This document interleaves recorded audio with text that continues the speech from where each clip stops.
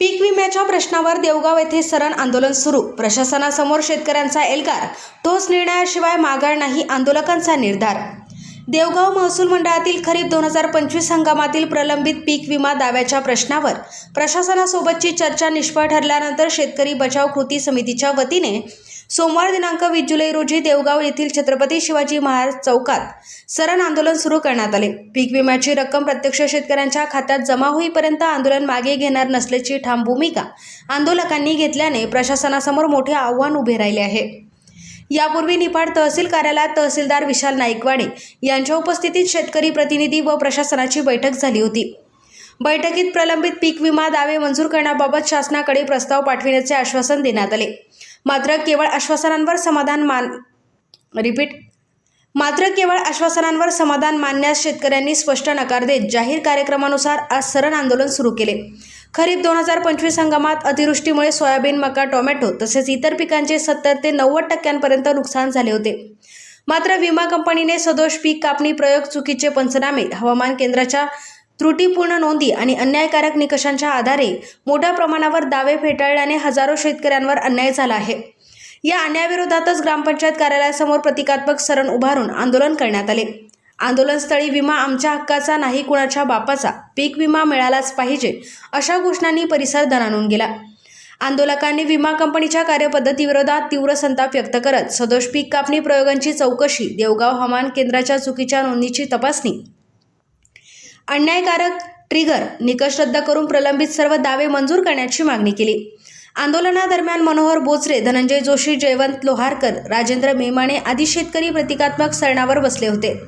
आंदोलनात निर्भय महाराष्ट्र पार्टीचे जितेंद्र भावे, स्वाभिमानी शेतकरी संघटनेचे जिल्हाध्यक्ष निवृत्ती गारे पाटील, सचिन होळकर, अशोक नागरे, शिवाजी सुकनर, डॉक्टर श्रीकांत दाभारे, विनोद जोशी, भाऊसाहेब बोचरे, माणुसकी फाउंडेशनचे सागर निकाळे, भाऊसाहेब भवर, शिवा सुरासे, शिवसेना उपजिल्हा प्रमुख निवृत्ती जगताप, प्रकाश घोटेकर, राजेंद्र पाटील यांच्यासह देवगाव महसूल मंडळातील मोठ्या संख्येने शेतकरी सहभागी झाले. कायदा व सुव्यवस्था अबाधित राहावी यासाठी उपविभागीय पोलीस अधिकारी कांतीलाल पाटील, तहसीलदार विशाल नाईकवाडे, तालुका कृषी अधिकारी सुधाकर पवार, लासलगावचे सहाय्यक पोलीस निरीक्षक सागर कोते तसेच महसूल, कृषी आणि पोलीस विभागाचे अधिकारी आंदोलनस्थळी तैनात होते. आंदोलन शांततेत सुरू असून प्रशासन परिस्थितीवर लक्ष ठेवून आहे. आंदोलन सुरू असताना तहसीलदार विशाल नाईकवाडे व उपविभागीय पोलीस अधिकारी कांतीलाल पाटील यांनी आंदोलकांची समजूत काढण्याचा प्रयत्न केला. मात्र ठोस निर्णयाशिवाय आंदोलन मागे घेणार नसल्याची भूमिका शेतकऱ्यांनी कायम ठेवली. अखेर तहसीलदार नाईकवाडे यांनी आंदोलकांचे जिल्हाधिकाऱ्यांशी दूरध्वनीवरून बोलणे करून दिले. त्यानंतर जिल्हाधिकाऱ्यांनी आज सायंकाळी 6 वाजता बैठकीचे आयोजन केले. या बैठकीत जिल्हा कृषी अधिकारी माने, उपविभागीय पोलीस अधिकारी कांतीलाल पाटील, तहसीलदार विशाल नाईकवाडे, भाऊसाहेब बोचरे, विनोद जोशी, बाबासाहेब गुजर, मनोहर बोचरे तसेच शेतकरी प्रतिनिधी उपस्थित राहणार असून या बैठकीत तोडगा निघतो का याकडे संपूर्ण तालुक्याचे लक्ष लागले आहे. प्रमुख मागण्या: खरीप 2025 मधील सर्व प्रलंबित पीक विमा दावे तातडीने मंजूर करावेत. विमाधारक शेतकऱ्यांच्या खात्यात विम्याची रक्कम त्वरित जमा करावी. सदोष पीक कापणी प्रयोगांची उच्चस्तरीय चौकशी करून दोषींवर कारवाई करावी. देवगाव हवामान केंद्राच्या चुकीच्या नोंदीची चौकशी करून आवश्यक दुरुस्ती करावी.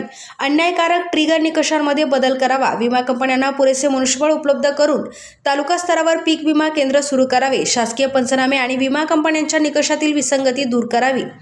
चुकीचे अहवाल सादर करणाऱ्या संबंधितांवर गुन्हे दाखल करावेत. नाकारलेले सर्व पीक विमा दावे मंजूर करून नुकसान भरपाई तात्काळ वितरित करावी.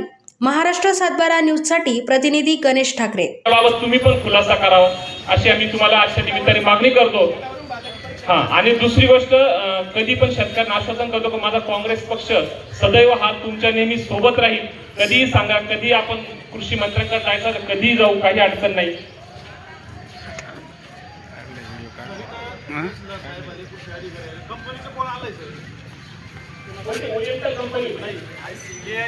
त्याचा फोन आहे, त्याचा फोन आहे, मेन फोन आहे.